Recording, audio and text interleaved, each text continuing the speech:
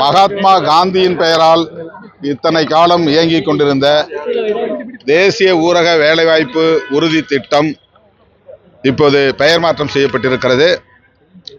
பாரதிய ஜனதா அரசு எவ்வளவு தரம் தாழ்ந்து அரசியல் செய்கிறது என்பதற்கு இதைவிட வேறு சான்று இல்லை. மிக அற்பமான ஒரு அரசியல் இது. தேசத்தால் உலகத்தால் அங்கீகரிக்கப்பட்ட ஒரு தலைவர், தேசப்பிதா என்று போற்றப்படக்கூடியவர். அவரோடு விடுதலை சிறுத்தைகள் கட்சிக்கு கருத்தியல் முரண்பாடுகள் இருந்தாலும் கூட அவருடைய தேசிய விடுதலை போராட்டத்தை விடுதலை சிறுத்தைகள் கட்சி மதிக்கிறது. அவருடைய பெயரை மாற்றம் செய்ததை மிக வன்மையாக கண்டிக்கிறோம். திமுக தலைமையிலான மதசார்பற்ற முற்போக்கு கூட்டணியின் சார்பில் 24ஆம் தேதி நாடு தழுவிய அளவில் ஒன்றிய வாரியாக கண்டன ஆர்ப்பாட்டங்கள் நடைபெறுகின்றன. அந்த ஆர்ப்பாட்டங்களில் விடுதலை சிறுத்தைகள் நாடு தழுவிய அளவில் பங்கேற்க இருக்கிறோம். 23ஆம் தேதி நடைபெறுவதாக இடதுசாரிகள் மற்றும் விடுதலை சிறுத்தைகள் கட்சியின் சார்பில் முதலில் ஆர்ப்பாட்டம் அறிவித்திருந்தோம்.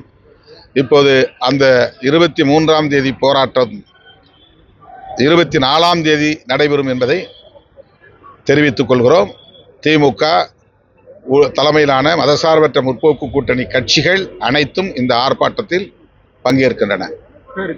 விஜய் நேற்றைக்கு மக்கள் சந்திப்பு இதுல ஈரோட்டில் நடந்ததுல திமுக கடுமையா விமர்சிச்சிருக்காரு. அவருடைய ஒவ்வொரு நிகழ்வும் ஒவ்வொரு பேச்சும் திமுக வெறுப்பை மட்டுமே மையமாக கொண்டிருக்கிறது.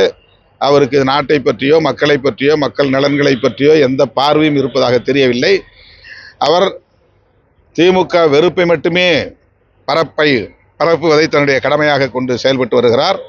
மக்கள் இதை கவனித்துக் கொண்டிருக்கிறார்கள். அவருக்கு என்ன விஷன், அவருடைய பார்வை என்ன, அவருடைய திட்டம் என்ன, அவருடைய நோக்கம் என்ன என்பதை மக்கள் பார்த்து கொண்டிருக்கிறார்கள். தேர்தலில் அது வெளிப்படும். திமுகவும் ஃபெவிகாலும் பிரிக்கவே முடியாது, திமுக ஊழலும் ஃபெவிகால் போல ஒட்டிகிட்டே தான் இருக்கும், பிரிக்க முடியாது அப்படின்ற மாதிரி இதுக்கு நான் பதில் சொன்னால் மறுபடியும் நான் திமுகவுக்கு ஆதரவாக பேசுகிறேன் என்றுதான் தோன்றும். திமுக மீது இப்படிப்பட்ட குற்றச்சாட்டுகளை தொடர்ந்து சொல்லியவர்கள் மக்களால் புறக்கணிக்கப்பட்டிருக்கிறார்கள் என்பதுதான் வரலாறாக இருக்கிறது.